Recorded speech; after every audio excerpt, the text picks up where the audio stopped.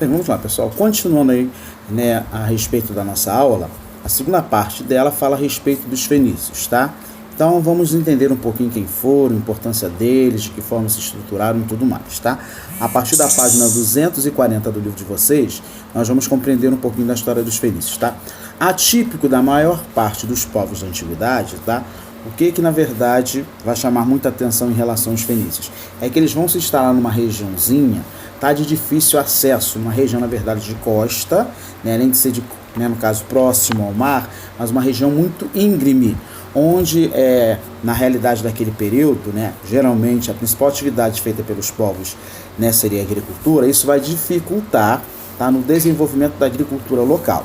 Além de dificultar no desenvolvimento da agricultura local, na questão também da centralização, né, do próprio reino, tá? Então, entendendo um pouquinho de onde eles se instalaram, como eles, na verdade, se estruturaram. Tá? Olha só. Para um povo de origem semítica, que inicialmente vão estabelecer suas primeiras habitações entre o mar Mediterrâneo e as montanhas do Líbano, tá?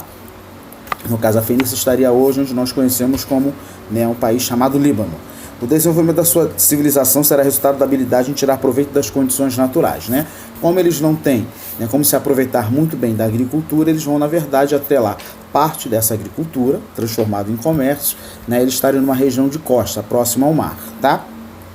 Então, a partir da proximidade deles com o mar, o que é que eles vão começar a fazer? A ter, na verdade, relações comerciais com os povos vizinhos, tá? Tanto na Europa quanto no norte da África, tá? Consequentemente, isso vai atrelar para eles nesse comércio algo diferenciado, que vai ser um comércio feito pelo mar. Consequentemente, o que é que eles vão fazer? Vão criar navios cada vez mais hábeis para a circulação desse comércio, que na sua maioria é feito pelo mar, tá? Então eles vão criar um comércio muito forte, mas através da ligação com o mar, tá? Não tendo uma região muito boa e próspera para a produção agrícola, nessa expansão do comércio, aí eles vão criar cidades em diversos locais. Por sua vez, essas cidades elas não serão centralizadas, serão cidades, tá, cada vez mais, digamos assim, espaçadas, distantes uma das outras, e aí no caso vai acontecer o fenômeno, tá, que vai ser muito comum nós ouvimos a partir de agora, que seria a criação de cidades-estados. O que seriam essas cidades-estados? Tá? Eram cidades que tinham leis, costumes, tá? Leis, costumes e práticas diferentes, porém pertenciam à Fenícia.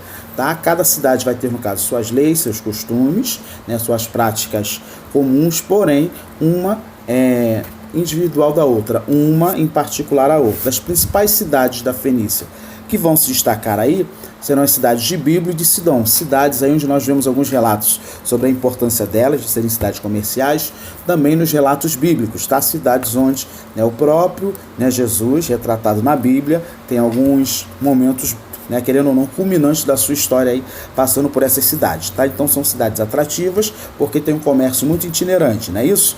Próximo ao mar, tudo que vem, no caso, de fora vai ser comercializado e tudo que essas cidades produzem também vai ser mandado para fora, tá? Dentro dessa expansão desse comércio que é feito pelo mar, né, o comércio marítimo vai ser a principal atividade dos fenícios. Dentro dessa atividade que é feita pelo mar, eles começam, querendo ou não, a conquistar vários territórios, vários locais. Um desses locais vai ser importantíssimo lá na frente, tá? Quando nós estudarmos sobre a história dos romanos, que vai ser a cidade de Cartago, tá? No norte da África, uma dessas grandes cidades-estados que vai ser controlada pelos fenícios, que depois, lá na frente, vai ser uma civilização que vai disputar o poder junto com os romanos, tá? Até antes dos romanos serem hegemônicos, dominarem a tudo, os cártagos no norte da África tinham esse poder, controlavam o mar Mediterrâneo. Tá? Conforme eu já havia falado para vocês em outras aulas, tá? Quem tivesse o controle do mar Mediterrâneo, em alguns momentos, conseguiria ter acesso, no caso, né, a parte da Europa, parte da África e parte da Ásia. Então era interessante ter o controle do mar Mediterrâneo. Em relação à cidade de Cartago, olha o que diz o livro de vocês na página 240, tá? Localizado no território atual da Tunísia, né, na África, ela chegou a disputar com os romanos o controle do mar Mediterrâneo, conforme já havia falado. Vão protagonizar uma série de conflitos que serão chamados pelos historiadores das famosas Guerras Púnicas, tá? Mas nesse momento, só para ter conhecimento que Cartago foi uma das cidades-estados, tá, controladas e manipulada pelos fenícios na antiguidade.